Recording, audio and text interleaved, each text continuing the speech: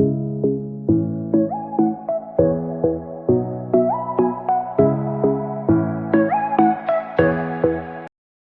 Everyone, আসসালামু আলাইকুম। MM lifestyle blog থেকে আমি আফসানা জলপাইগুড়ি জেলার ছোট্ট একটি গ্রাম থেকে আবারও হাজির হয়ে গেলাম তোমাদের সামনে নতুন একটি ব্লগ নিয়ে। বলেছিলাম তোমাদেরকে যে আমাদের বাড়িতে যে মিলাদ হচ্ছে সেটার তোমাদের ব্লগ আসবে। তো দেখো আজকে সেই দিন, আর আজকে প্রচণ্ড বিজি, আমি কাজকর্ম নিয়ে আমি প্রচণ্ড ব্যস্ত। তো প্রথমেই মিক্সচারে আমি এখন মশলাগুলো ব্লেন্ড করে নিচ্ছি, কারণ সকালে অনেক কাজ করেছি। তারপরে দেখো ওইদিকে মাছ ভাজতেছে বোন, আর এদিকে সবজি কাটতেছে দুজন, আর অনেকগুলো সবজি বাইরেও কাটা হয়ে গেছে। তারপরে সুপারি কাটা, এদিকে সুপারি কাটতেছে। আর বাড়িতে তো এখন তো এত লোকজন নেই, আসবে পরে। এদিকে রান্নার কাজও শুরু হয়ে গেছে।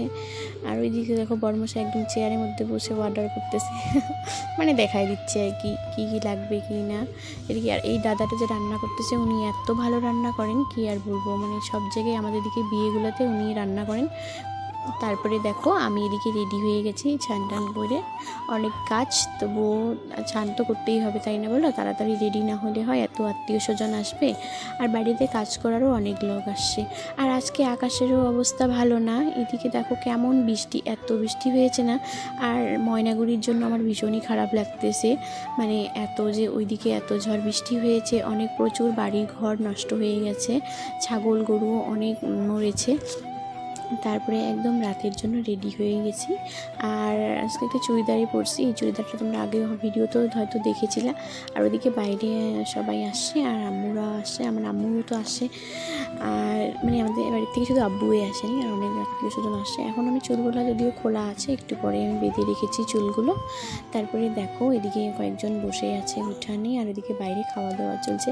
একদম ওই গেট যে দেখতে পাচ্ছ না, ওই গেট থেকে। কিন্তু এত ভালো করে আর ভিডিওটা করা হয়নি, দরজা থেকে একটু করেছি, তোমরা তো জানোই। আর আমি তো এখনও সেরকম না যে আর এত বড় ব্লগার না যে সবাই জানবে চিনবে যে আমি ভিডিও করি, তাই আর কি। আর এখন যদি আমি ফোন ধরে বাইরে যাই, বাইরে এরকম করে ভিডিও করি, জানোই তো গ্রামের লোক কত কী ভাবে, কত কী বলবে, তাই আর কি ওইদিকে বাইরে আর ফোনটা নিয়ে যাওয়া হয়নি, দরজা থেকে একটু করেছিলাম।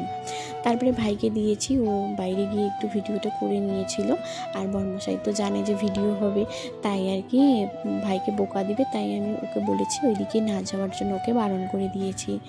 কারণ ও তো ছোট মানুষ, অত ভালো করেও জানে না। পুরুষরা খাওয়ার পরে তারপরে আবারও বসে পড়েছে মহিলারা খাওয়ার জন্য, আর 2 লাইন করেছে, 2বার করে খেয়েছে। আর আকাশের অবস্থাও ভালো নেই বৃষ্টির জন্য, এদিকেই বসায় দিয়েছে। আর ভাইকে বলেছিলাম একটু ভিডিওটা করে দিতে, ভাই ভিডিও করার জন্য বাইরে আসছে। কিন্তু দেখো কি কাণ্ড, এখন আমি ভিডিওতে লক্ষ্য করতেছি, ভালো করে তো ক্লিয়ার আসেইনি ভিডিওটা।